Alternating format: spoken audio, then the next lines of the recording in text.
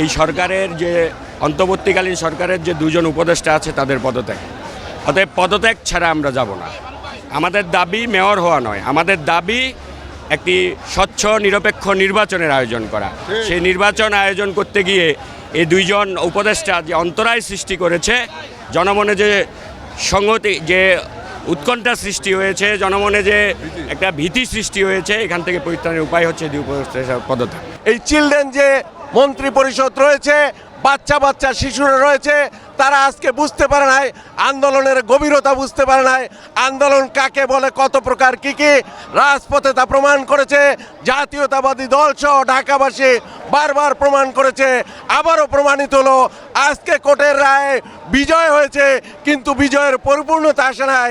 সেজন্য আমরা অবিলম্বে ইশাককে মেয়র হিসেবে দেখতে চাই। মেয়র ছাড়া কোনো বিকল্প পথ নাই। যতদিন পর্যন্ত ইশাক তার আসনে না বসবে, ততদিন পর্যন্ত আমরা রাজপথ ছেড়ে যাব না। আমরা ইশরাক হোসেনের শপথ না নেওয়া পর্যন্ত, যতক্ষণ পর্যন্ত শপথ গ্রহণ না হবে ততক্ষণ পর্যন্ত আমাদের আন্দোলন চলবে। এবং সাথে সাথে ডিসেম্বরে আমরা নির্বাচন চাই, তার জন্য আমরা এক দফার দাবি নিয়ে আন্দোলনে নেমেছি। এবং এটা যতদিন না সরকার ঘোষণা করবে, যতদিন না নির্বাচন কমিশনার থেকে এটা ঘোষণা না হয়, ততদিন আমাদের আন্দোলন চলবে। এবং সরকারের থেকে আবার তারা দলে থাকবে, এটা আমরা মানি না।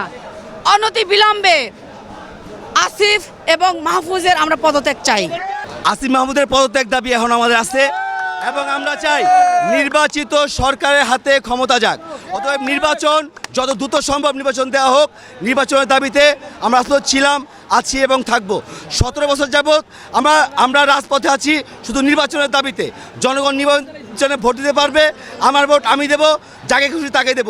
সেই দাবি পূরণ না হওয়া পর্যন্ত আমরা রাজপথে ছিলাম, আছি এবং থাকবো ইনশাল্লাহ। আমাদের পরবর্তী দাবি হলো যে আইনের শাসন অমান্য করছে, এবং আমাদের ইশাক সাহেব কিন্তু কালকে বলে গেছে আমার মেয়র লাগবে না, কিন্তু আমাদের এখন প্রথম দাবি হলো দুই যে উপদেষ্টা আছে, ছাত্র উপদেষ্টা, তাদের পদত্যাগ।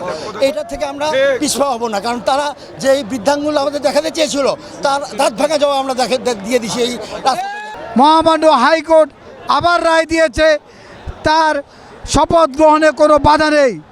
কিন্তু আমরা বলতে চাই, যেহেতু আসিফ মাহমুদ একটি এজেন্ডা বাস্তবায়নের জন্য, সে তার ব্যক্তিগত স্বার্থের জন্য সে তার শপথ নেবার অর্থটি ভঙ্গ করেছে, সেই কারণে আসিফ মাহমুদের পদত্যাগ না হওয়া পর্যন্ত আমরা রাজপথে ছেড়ে যাব না ইনশাআল্লাহ।